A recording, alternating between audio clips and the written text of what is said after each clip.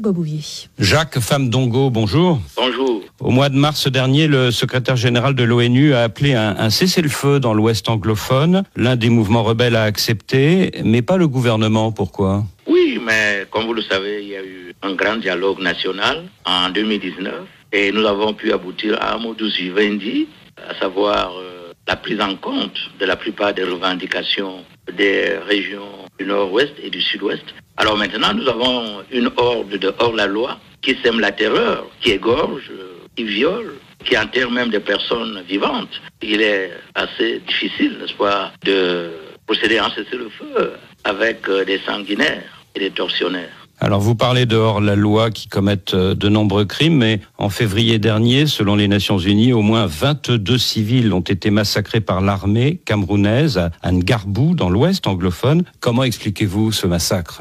Vous le savez, le président de la République, son Excellence Paul Biya, a prescrit une enquête approfondie. Cela signifie qu'il y a une présomption d'exaction.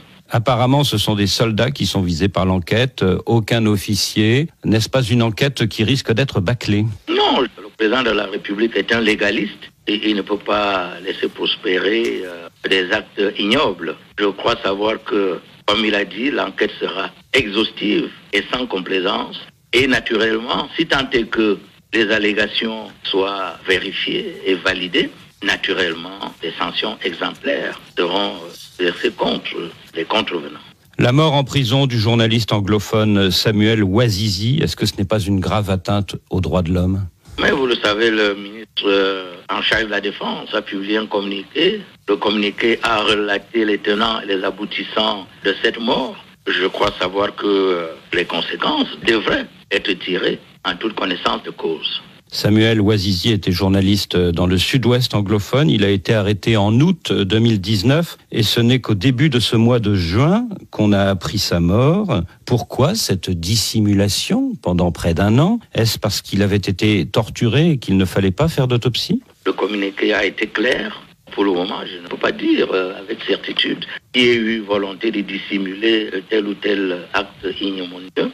Mais je crois savoir que, bien qu'il y ait eu le retard que vous signalez, il n'a pas été question, n'est-ce pas, de dissimuler la vérité ou de couvrir des actes ignobles. Dans son communiqué, le ministère de la Défense dit que le journaliste a succombé à une septicémie, mais la famille n'y croit pas, les organisations des droits de l'homme non plus. Alors ne faut-il pas une enquête ? À ce niveau-là, naturellement, la personne habilitée à prescrire l'enquête fera le nécessaire en tant que de besoin, si tant est que le juge nécessaire.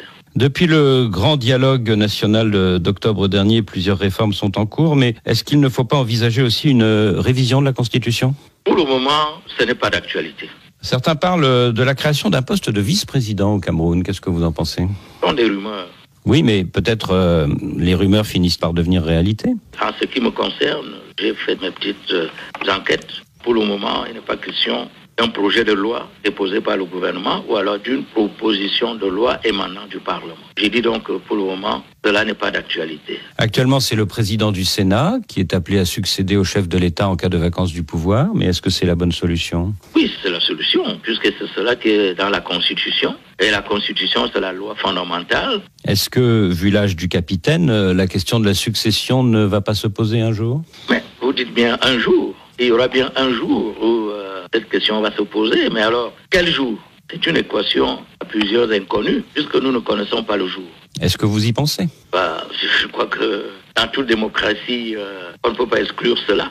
Mais ce n'est pas d'actualité, puisque le président de la République exerce pleinement ses activités. Est-ce que le chef d'État y pense ? Est-ce qu'il prépare sa succession ? Mais le chef de l'État est un sage. C'est un homme équilibré, c'est un homme pondéré et c'est un homme qui aime passionnément le Cameroun. Donc il y pense. Mais c'est vous qui le dites ? Est-ce qu'il vous en parle ? Non. Et du côté de l'opposition, Maurice Kamto parle d'un gré à gré, c'est-à-dire de l'hypothèse où le président Biya désignerait lui-même son successeur. Cela est tout à fait faux. Parce que la souveraineté nationale appartient au peuple camerounais souverain et maître de son destin. Donc, lorsque la question de la succession sera d'actualité, pour le moment, elle ne l'est pas. naturellement, c'est le peuple camerounais souverain qui élira démocratiquement le successeur de l'actuel président de la République. Tout le reste relève des chimères, des supputations et des fantasmes. Donc, les allégations relatives au gré à gré politique relèvent de la fantasmagorie. Jacques Famdongo, merci.